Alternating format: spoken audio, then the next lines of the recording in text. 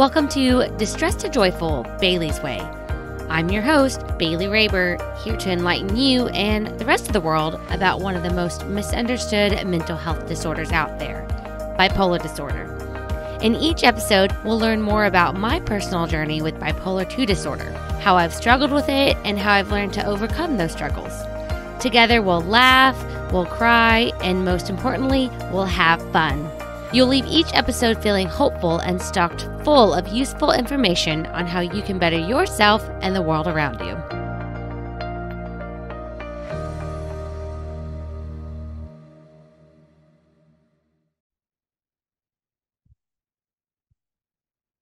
Hello, friends. Okay, this is really strange for me. I have to find a new way to record video. I'm using Zoom right now. This feels really weird because I'm in this Zoom chat by myself. Yeah, I have a MacBook and normally I record my video for YouTube via the photo booth. That app actually failed me a couple episodes ago. I don't have a YouTube video for it because it said it was recording, but it actually wasn't, which was terrible. Today, it won't even record video at all. So Zoom is hopefully going to work.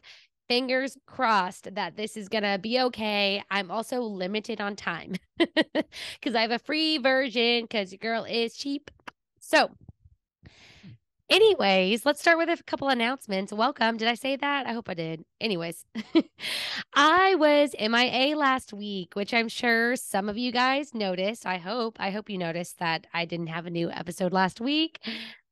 But this is because I had a really, really bad panic attack back on Saturday, June 24th, which actually caused me to lose my voice yet again.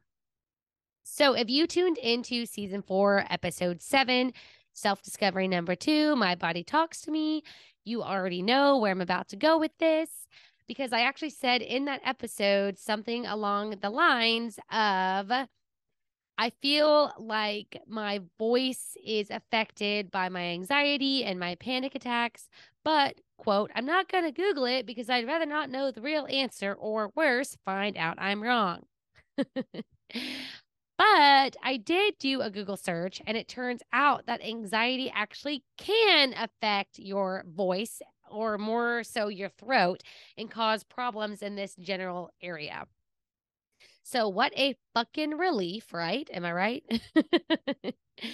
And I actually found an article on healthline.com titled, Can Anxiety Cause a Sore Throat? Which explained the following. When you're under stress or feeling anxious, your body reacts by releasing adrenaline and cortisol into your bloodstream. In addition to increasing your heart rate and blood pressure, the release of these hormones can lead to a variety of physical responses, such as rapid shallow breathing, breathing through your mouth, hyperventilation, anxious coughing, muscle tension, and this in turn can lead to a sore throat, a dry throat, tightness, or a burning sensation in your throat.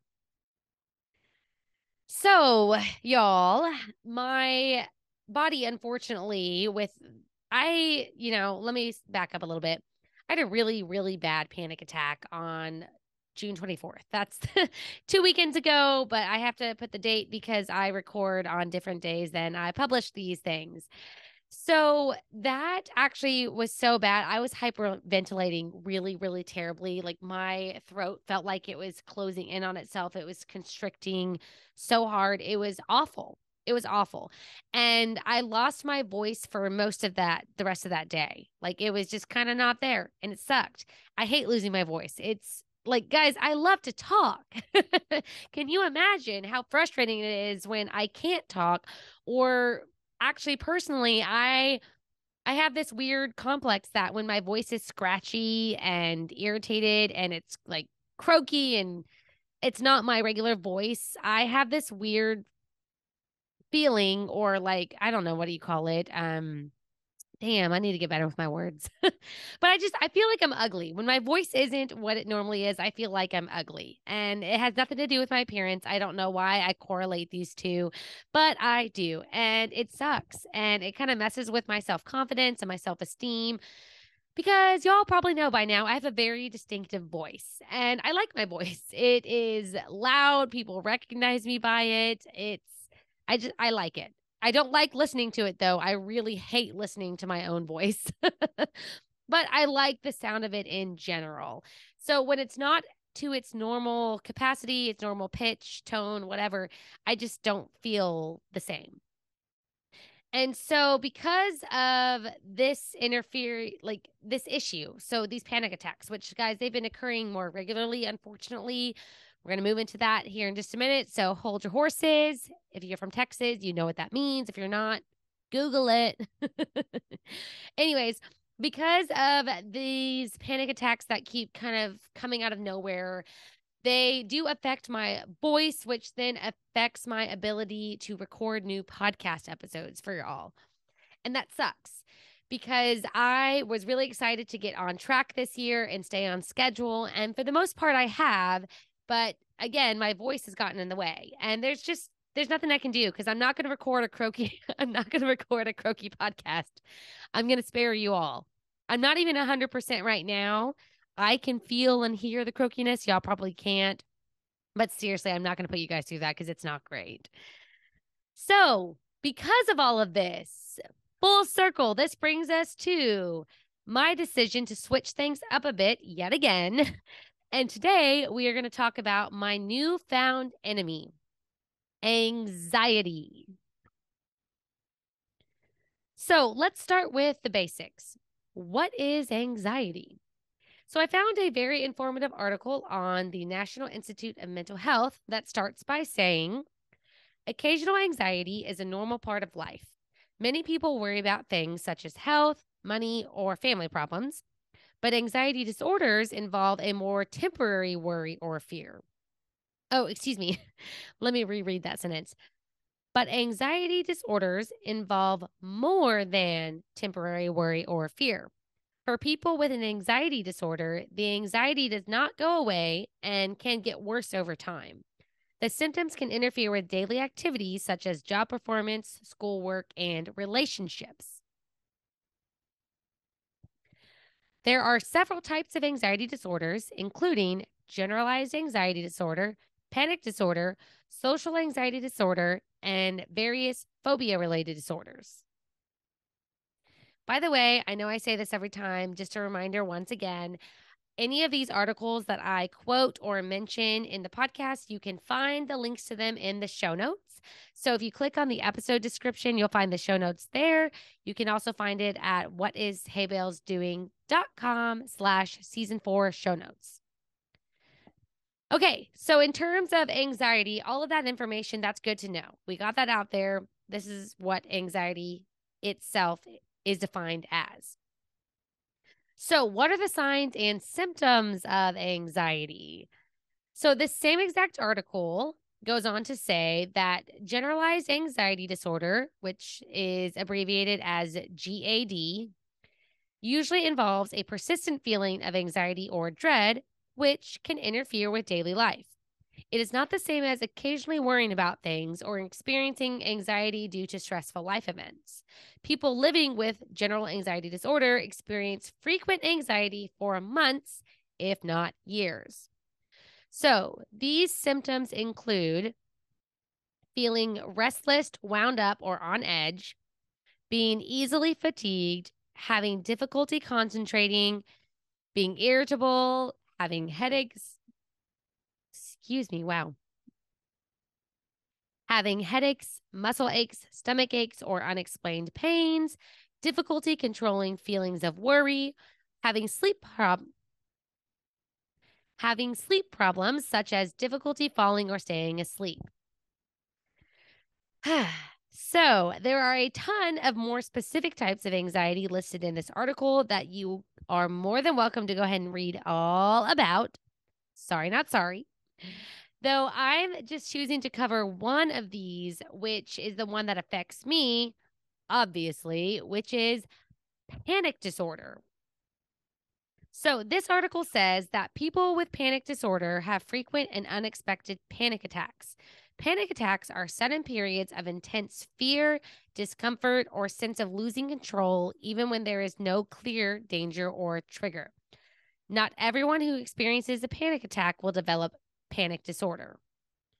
So, during a panic attack, a person may experience pounding or racing heart, sweating, trembling or tingling, chest pain, feelings of impending doom, or feelings of being out of control. So they go on to say that people with panic disorder often worry about when the next panic attack will happen and actively try to prevent future attacks by avoiding places, situations, or behaviors they associate with panic attacks. Panic attacks can occur as frequently as several times a day or as rarely as a few times per year. Okay, so now that we've gotten all the technical stuff out of the way, which thank you again to the National Institute of Mental Health, let's move on to something more specific, my personal experiences with anxiety. So, fun fact, when I switched to a new psychiatrist at the beginning of this year, 2023, she added anxiety disorder to my apparently growing list of mental health issues. Great.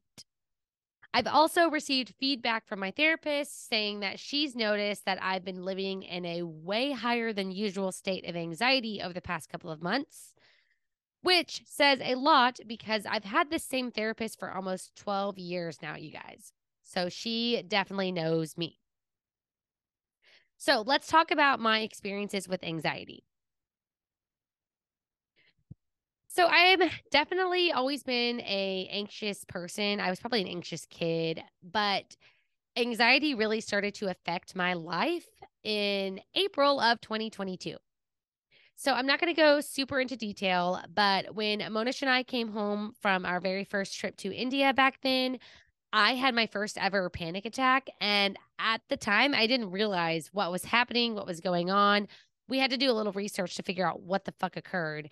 But I was in the shower and I was thinking about a potential situation, you guys, potential. Nothing that actually happened, nothing that has happened, but a made up experience in my head, a life situation that could happen. And I started to I was trembling I remember I was trembling in the shower, tears started to flow, and it felt hard to breathe. Like my chest felt uptight and it felt hard to breathe. And this was the least intense of all of the panic attacks I have felt. So I do want to mention that my therapist says that I'm not supposed to call them panic attacks. You're supposed to say that I'm feeling panic or I'm feeling anxiety. And I do understand that. But as I'm talking about past experiences, I am going to call them a panic attack because that's what happened in that moment. It's not happening now.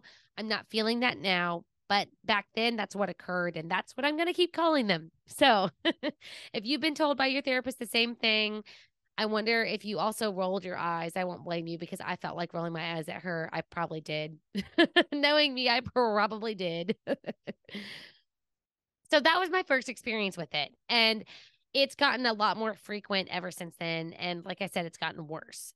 So going back to the symptoms of generalized anxiety, I'm going to read them to you again, and I'm going to tell you which of these I have experienced recently and that I experience on a regular basis.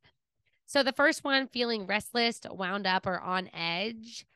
Hello, this happens not on a daily basis, but it does happen pretty regularly.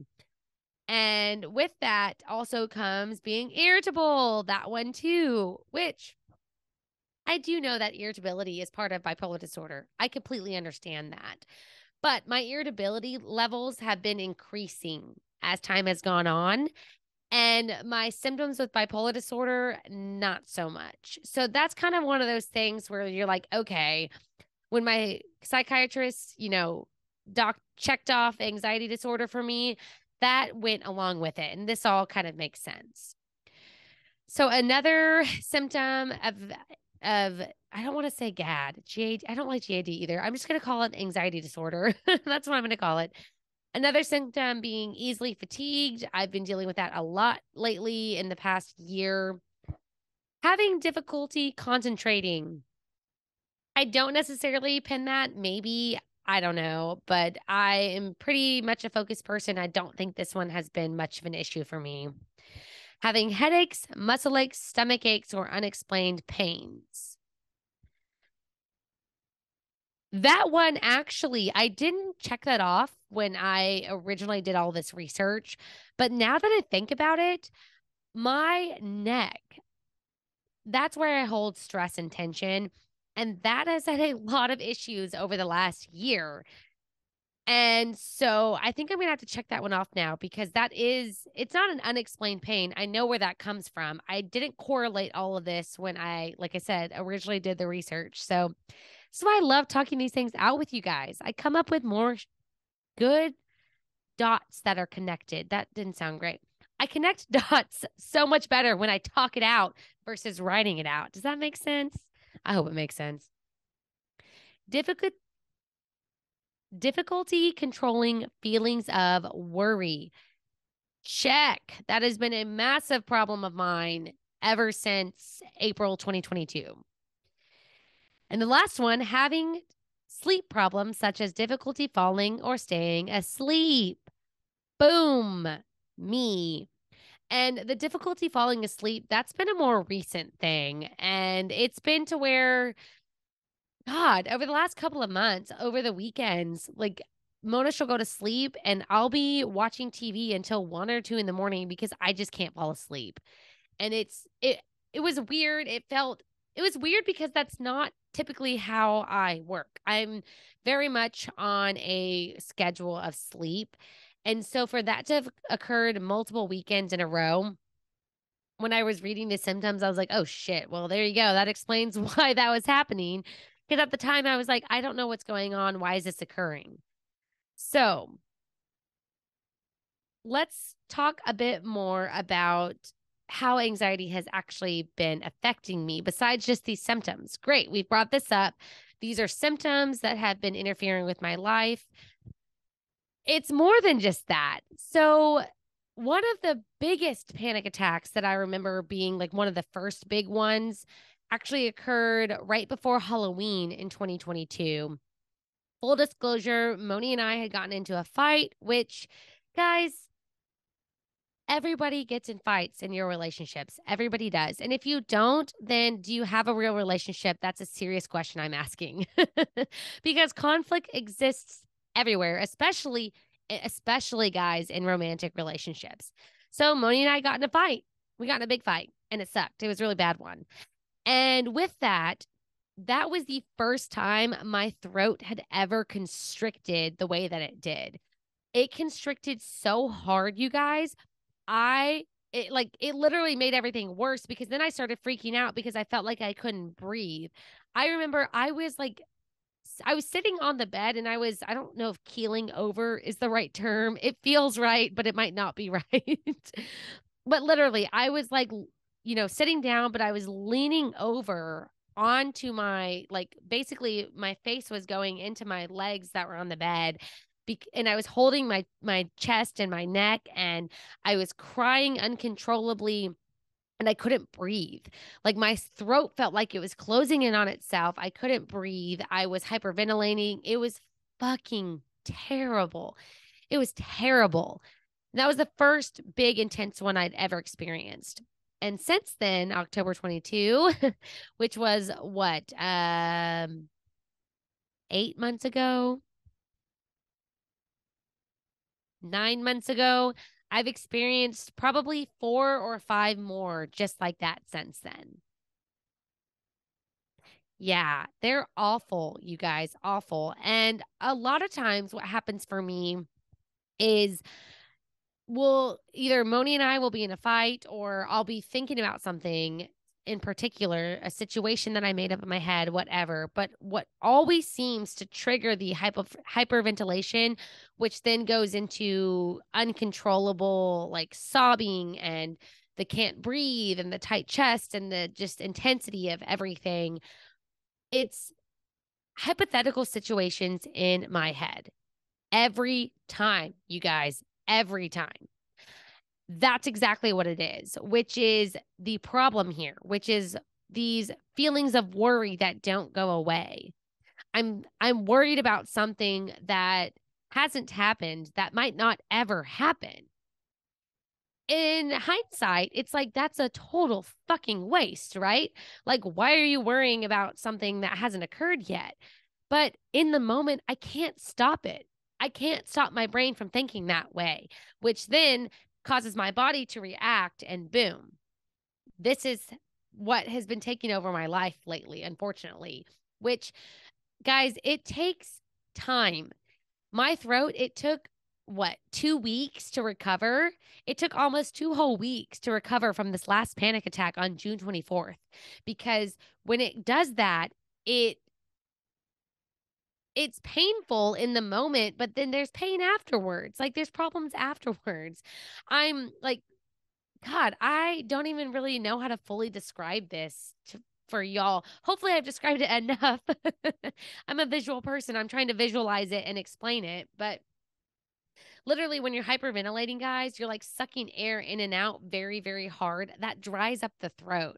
When it dries up the throat, that creates the scratchiness and the irritation, which then creates a croaky voice, which I cannot stand. But that's the aftermath of it. Sorry, that's the aftermath, the after effects. And it sucks because it caused, all of this worry in my head built up to where it exploded through my throat, which then takes weeks to recover. And this has been a cycle for me. And honestly, I don't know what else to do about it besides talk it over with my therapist, which I have. She has recommended talking it over with my psychiatrist, who I will see in a week or two, and I will 1000% discuss again. But she's already given me the one solution, which she has given me a medication, which is a take as needed. It's a beta blocker. Don't know the specific, not going to give that anyways. But for me, she actually at one point had me take it 3 times a day. She's like, you can take it up to 3 times a day. This specific one is not addictive. The problem was, though, you guys, I was taking it once in the morning, once at lunch, and once in the evening, like she had recommended for that period of time to help me through some intense anxiety I was feeling. The issue was that this medication had the side effect of so sorry.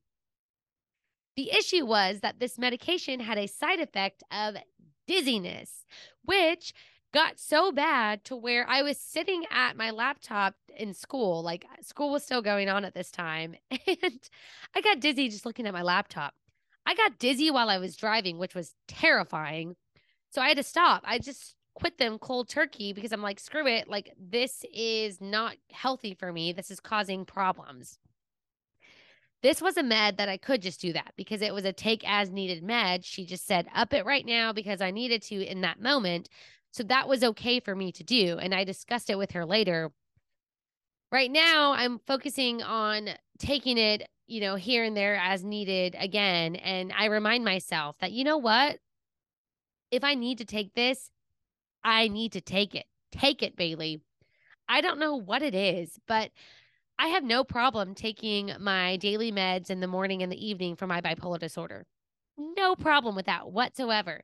But when it comes to taking something extra, I don't know. I guess maybe I think I don't need it, but the reality is I do. I don't know. But I have struggled to take this as needed. And my psychiatrist even told me, she's like, you don't need to wait until things escalate to take this. She's like, actually, I prefer if you don't. Because if you wait until they escalate, then it takes 30 minutes to kick in after you take it. So you're going to be in this distressed state longer than you need to be.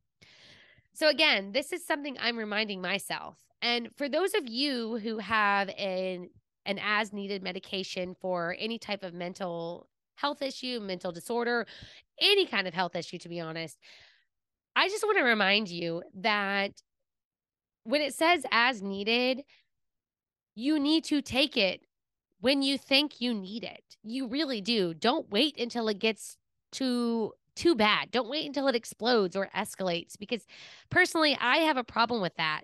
I'm reminding myself and any of you out there who need this quote unquote permission to take care of yourself. I am so bad at taking care of myself, you guys. I'm terrible at it, which is, it's weird to say that too, because I am working so hard on my self-awareness and, you know, creating a healthy life. And I have for the most part, but sometimes I feel like I don't deserve it. Sometimes I feel like I don't deserve rest, or I don't deserve to have fun, or I don't deserve to feel better. And that stems from my childhood trauma, which EMDR is working on, which I promise we will talk about EMDR. Don't just be patient. But yeah, so for those of you who are like me, who feel like you need permission to do the things that you need to do for yourself, here is your permission. I need to write a permission slip for myself. Like, actually, I read that somewhere, either in a book, it might have been in the Unfuck Your Brain book, or on a podcast, one of the two. But I did hear somewhere, I don't know where, but somebody else gets credit, not me, for writing yourself a permission slip to do what you need to do, right? Write yourself permission to have an hour of relaxation every night after work, because you deserve it. Write yourself a permission slip to take a bubble bath a couple nights a week as a way to decompress and relax. Damn. I need to figure out who did that, because I need to do that for myself. And I got some ideas cooking up, you guys, just wait. My creativity is running hard today.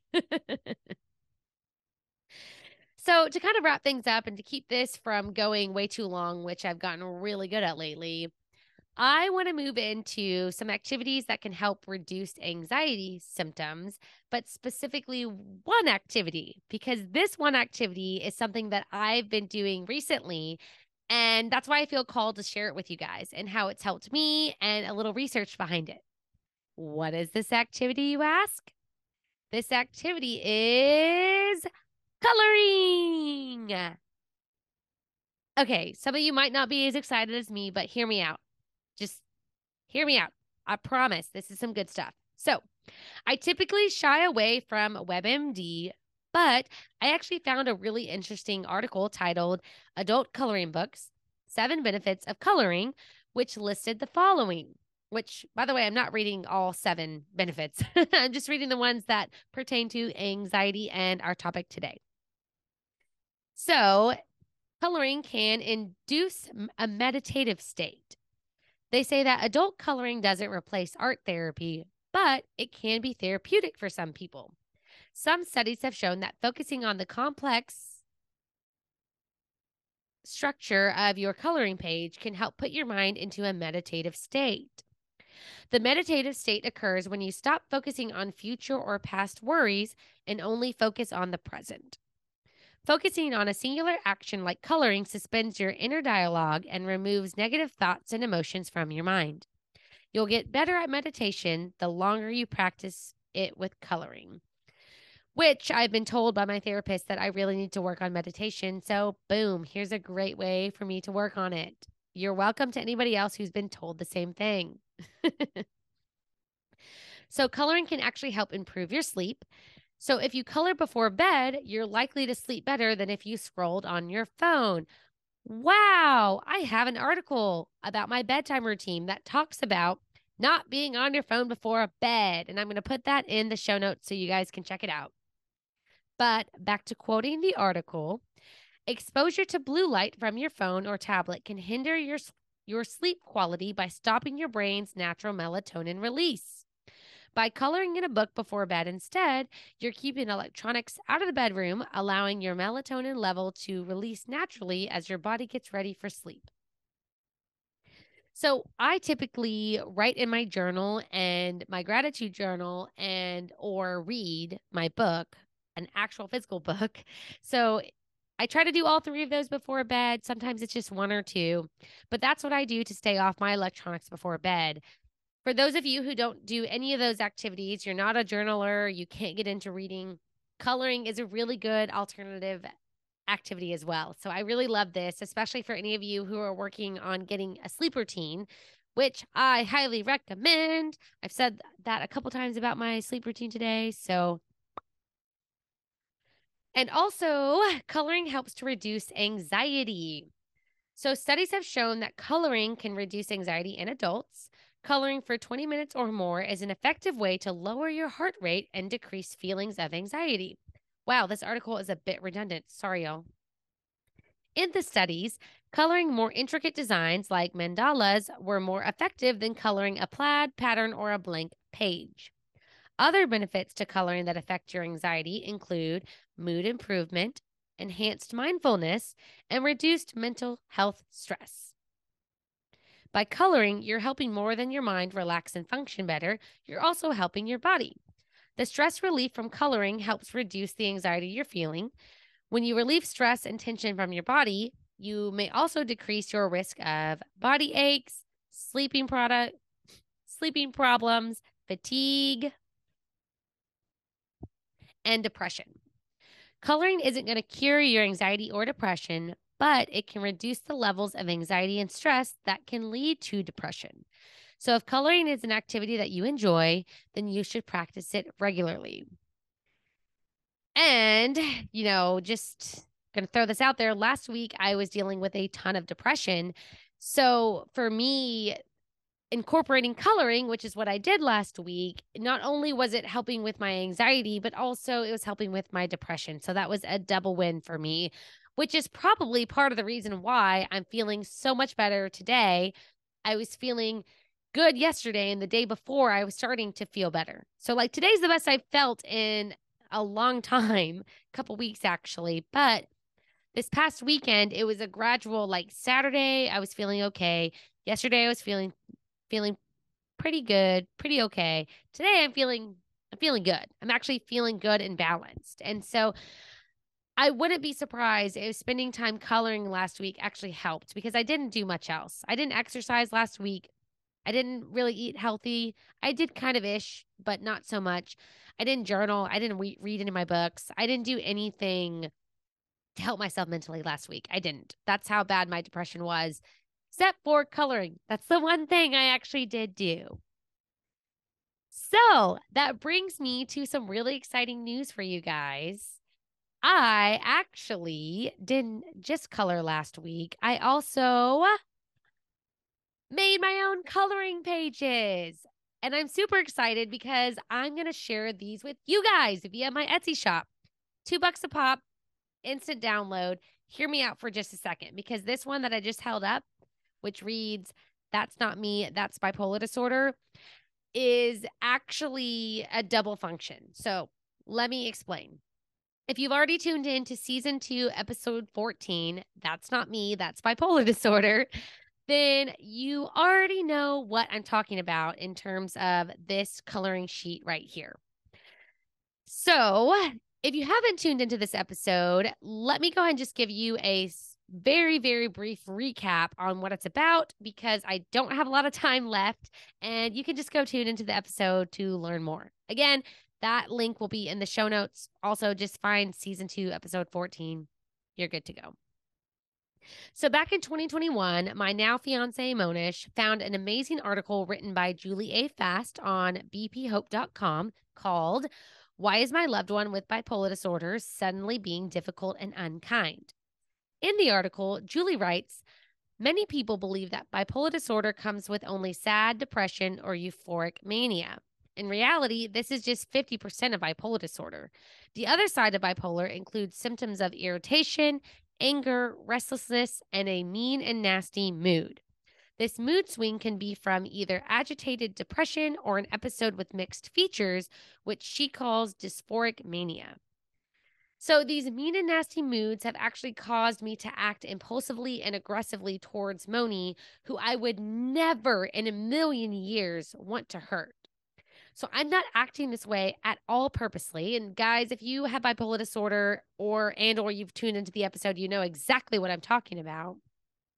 This is just part of the lack of impulse control that actually comes with bipolar disorder. It's part of the brain issues. So with that said, one thing that we both found that helps remind Moni not to react negative towards me when I am acting impulsively like this is to hang up signs around the apartment that say, "That's not me, that's bipolar disorder."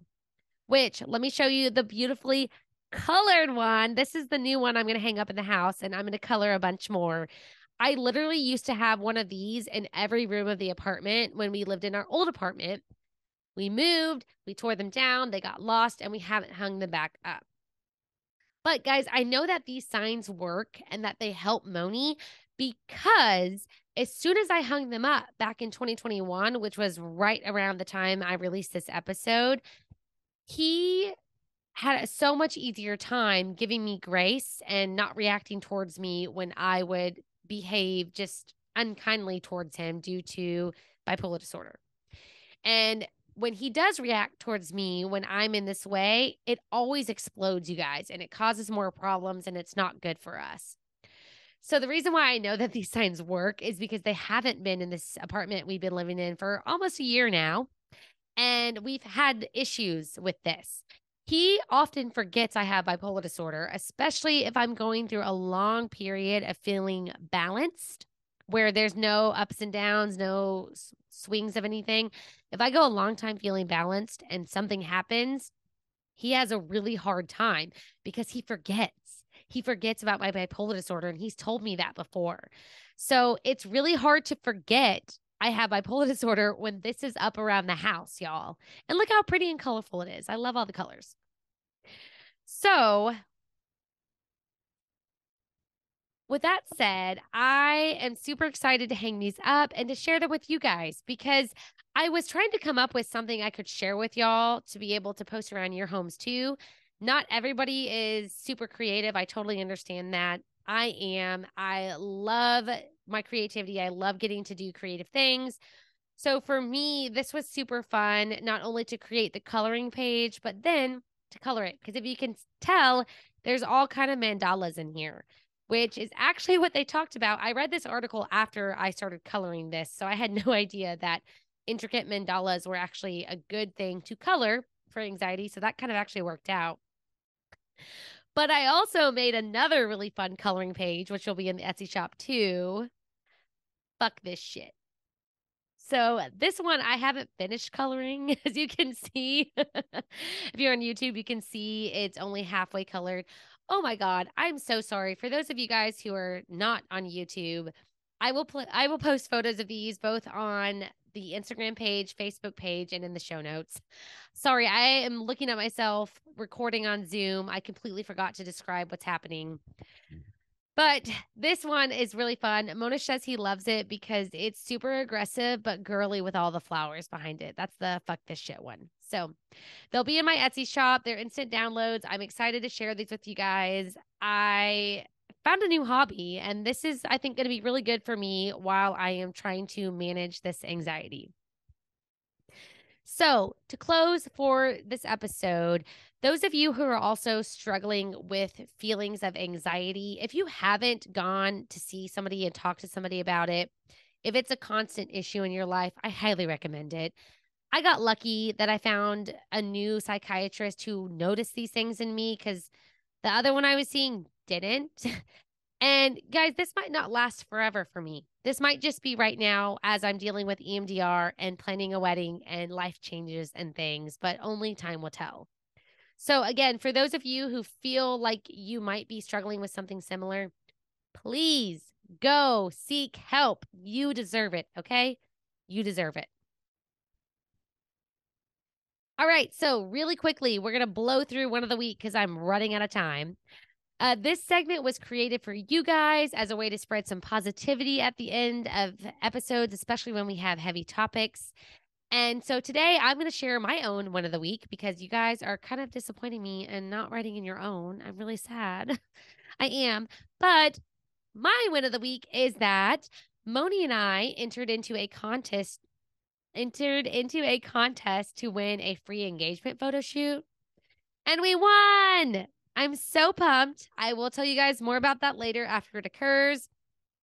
But yeah, that's really exciting. I don't win a lot of things, so I was really excited that we won this. And I love getting my photo taken. You guys know this. So if you have a recent win that you want to share with me, I would love to hear it. Please send it on over. Either head on over to whatisheybellsdoing.com/win of the week, or you can just send me a DM directly on my Instagram at distress2joyful_Bailey's Way. So, in the next episode, we are going to talk about bipolar disorder and hypersexuality.